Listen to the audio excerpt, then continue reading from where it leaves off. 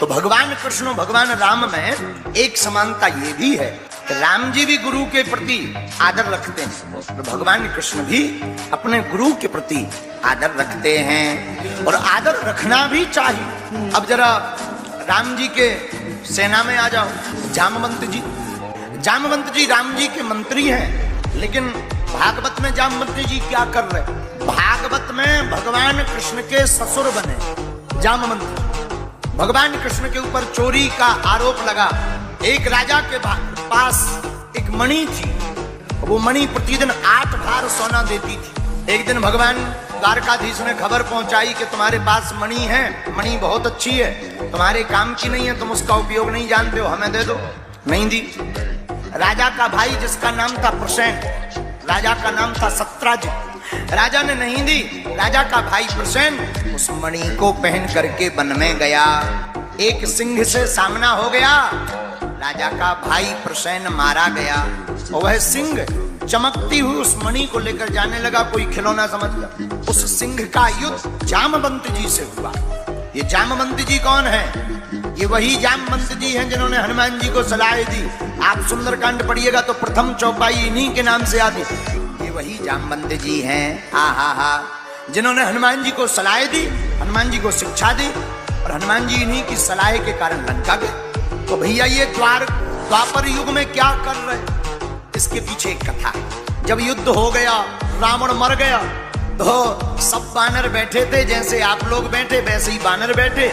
ऊपर रघुनाथ जी और लक्ष्मण जी बैठे थे। सब बानर अपनी अपनी गिनती बता रहे थे कि हमने इतने राक्षस मारे। किसी ने कहा हमने 20, किसी ने कहा हमने 100।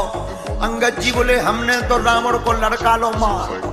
अब सब हनुमान जी की तरफ देख के बोले आपने कितने मारे?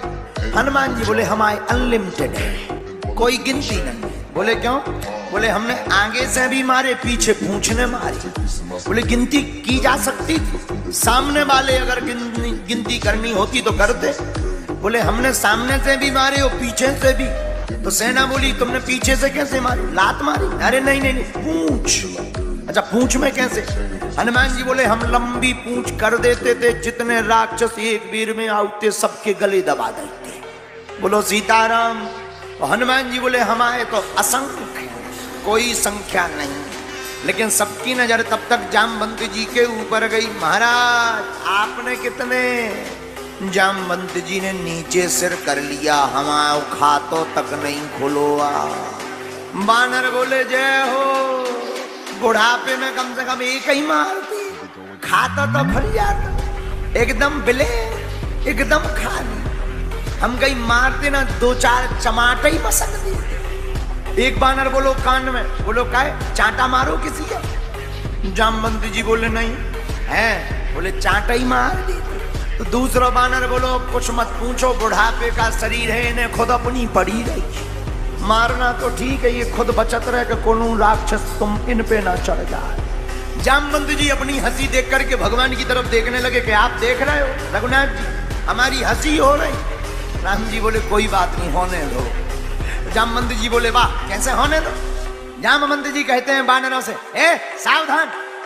अरे बोले हमारी हंसी कर रहे हो तो कोई बात नहीं, पर सुनो जवानी में हम भी कम खतरनाक नहीं थे। अच्छा जवानी में महाराज तुमने कौन सा खतरा किया? जामवंत जी बोले जब हम जवान थे तब एक घड़ी में हमने पृथ्वी की 7 प्रदक्षिणा कर ली। बानर बोले जवानी की छोड़ो, भूतपूर्व जवान हो अब तो आप भूतपूर्व जवान हो, वर्तमान में नहीं हो। अब वर्तमान में बुढ़ापा आ गया, एक भी राक्षस तुमसे नहीं मरा। हाँ जामवंत जी की आंखों में आंसू आ गए। सरकार आप हमारी हंसी देख रहे हैं? राम जी बोले चिंता मत करो। बोले क्यों? बोले इनको जवाब अभी नहीं देना है बानरों को। बोले कब देना है? बोले और बीत जाने दो समय। द्वापर युग में जब हम कृष्ण बन करके आएंगे तब आप जामवंत ही रहेंगे और हमारा आपका 27 दिन तक युद्ध होगा, तब पता लगेगा कि बुढ़ापे में भी कितना दम है। वही जामवंत जी द्वापर युग में भगवान कृष्ण के ससुर जी बने। तो जब मणि लेकर के जामवंत जी गए, भगवान मणि की खोज में वन में आए, एक जगह सत्राजित नाम के राजा का भाई प्रसेन का 100 डला मिला। शव के पास के पदचिन्हों को देखकर गुफा में आ गए। और जामवंत जी ने वह अपनी मणि अपनी पुत्री जाम्बवती को दे दी थी। भगवान आए, जामवंत जी तो पहचानते नहीं थे। जामवंत जी को लगा कि कोई बिना पहचान का आदमी आ गया है। जामवंत जी युद्ध करने लगे। भगवान से 27 दिन तक 28 दिन तक युद्ध हुआ, पर भगवान ने मुक्का मार मार जामवंत जी की नस ढीली कर गई। इतने मुक्का मारे कि जामवंत जी की नस ढीली हो गई। और जहां भगवान ने लास्ट में बड़ो सो मुक्का बनाओ, सोई जामवंत जी ने विचार करो कि अब तो ही मुक्का खातनु हमारी 13वीं खब जाने। सोई जामवंत जी हाथ जोड़ के बोले, महाराज हम पहचान गए। बोले क्या पहचान गए? बोले रघुनाथ जी ही आज माधव बनकर आए हैं। भगवान बोले पहले नहीं पहचानो, इतनी मार क्यों खाते? एक ये समानता भगवान राम और भगवान कृष्ण में है कि जो राम अवतार में जामवंत जी राम जी की सेवा में थे, वही फिर भगवान कृष्ण अवतार में द्वापर युग में पुनः मिले। इससे सिद्ध होता है जो हम लोग विरोधाभास कर रहे थे, उस विरोधाभास के ऊपर सिद्ध होता है जग में सुंदर हैं दो नाम, चाहे कृष्ण कहो या राम। राम ही कृष्ण है और कृष्ण ही राम है।